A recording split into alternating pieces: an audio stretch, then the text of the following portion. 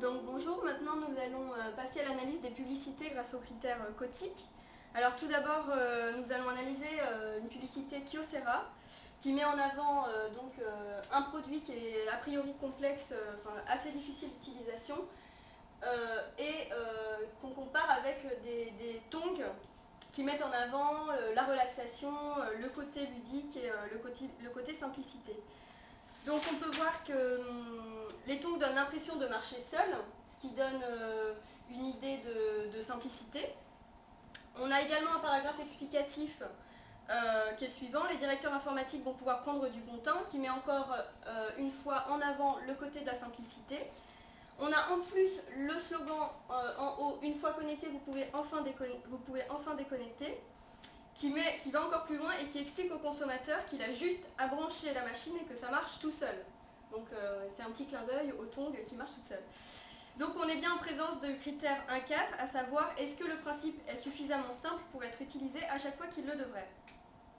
Alors ensuite on a une publicité pour Nicopass qui met en avant des pastilles à sucer pour aider les gens à arrêter de fumer progressivement. Donc c'est le même système que les patchs, seulement au lieu d'avoir un patch qu'on colle sur la peau, c'est une pastille qu'on suce et qui permet d'arrêter de fumer. Donc c'est le même système mais on change la pratique, donc on est bien en présence du critère 2.0, à savoir est-ce que l'utilisateur comprend comment on utilise l'innovation et voit par rapport à quelle pratique elle se situe. Ensuite on a une publicité pour un parfum de Nina Ricci, alors qui met clairement en scène, comme on peut le voir, le passage d'un conte qui est Blanche-Neige, qui va à la recherche de la pomme empoisonnée. Donc on est bien en présence en présence du rêve, du fantasme, de l'onirisme. Donc c'est le critère 3.3. Ensuite, on a une publicité pour Dessanges, Jacques Dessanges, des produits, des shampoings, une gamme de shampoings. Et la publicité insiste sur le fait que cette gamme permet d'obtenir des résultats professionnels. Donc elle met bien l'accent sur le côté technique et la technicité et l'efficacité des produits. On est donc en présence du critère 2.3, à savoir l'innovation résout un problème pratique qui se posait à l'utilisateur. Et donc c'est plus ou moins l'utilisatrice va arriver à obtenir chez elle un résultat professionnel. Alors on a également ici une identification, une reconnaissance de l'utilisatrice de la cible en fait. La cible se reconnaît par le produit, donc en général c'est les femmes qui se colorent les cheveux. Et donc on peut donc conclure que l'innovation suscite un imaginaire d'appropriation. En effet, on pourrait dire « je suis aussi forte que mon coiffeur », donc critère 3.3. Ensuite, on a une publicité pour Nivea Beauté. Donc de nouveau, l'utilisatrice se reconnaît dans le cœur de cible de l'innovation, donc on est encore en présence du critère 3.3. Par contre, si on regarde au niveau du slogan « des fossiles pour de vrai », ici, on peut voir qu'il met l'accent sur l'identification qui peut s'opérer chez l'utilisatrice. À savoir, je peux devenir une star au même titre, par exemple, que Claudia Schiffer. Donc on est encore en présence du critère 2.3. Alors enfin, on a l'iPod Shuffle.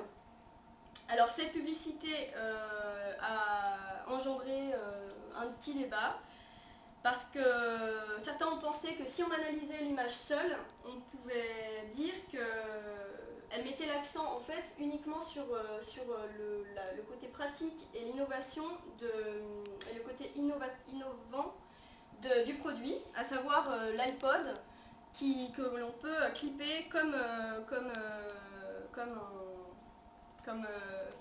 le côté simple du clip qui est innovant par rapport à l'iPod de base qu'on pouvait insérer dans la poche. Donc ici on était en présence du critère 2.0. Est-ce que l'utilisateur comprend comment on utilise l'innovation et voit par rapport à quelle pratique elle se situe? Par contre, si on analyse l'image et la phrase qui se trouve en dessous, donc mettez de la musique, clip de fixation intégré, jusqu'à 240 chansons et 12 heures d'autonomie, 89 € seulement, taille unique. Si on analyse l'image et le texte, on peut voir qu'on est en présence d'un texte qui s'apparente en général à tout ce qui concerne les vêtements, par rapport surtout à taille unique. C'est des vêtements qui sont en général pour les personnes jeunes. En plus, si on voit la photo, on voit tout à fait que c'est quelqu'un qui est assez jeune, qui s'habille à la mode. Donc on peut voir le dynamisme, la jeunesse et la technologie à la fois. Et donc on est donc en présence à ce moment-là du critère 4.3, à savoir l'innovation est adaptée aux manières de vivre de l'utilisateur, aux manières de vivre et d'habiter de l'utilisateur et à leurs évolutions. Ensuite, on a une publicité pour Alien, donc on est à nouveau face à une publicité qui se situe dans le critère de l'onirisme. Donc c'est souvent le cas dans les produits de luxe, surtout pour les parfums. C'est un produit qui fait rêver les gens, qui ici suscite un peu la science-fiction, l'imaginaire, etc.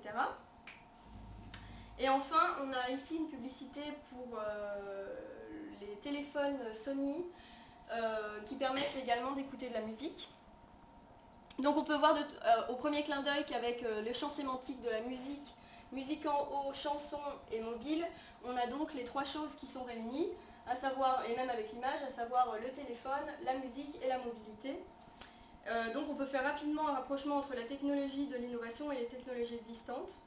Et on est donc en face d'un critère 2.1, car ça conclut... non, ça va pas.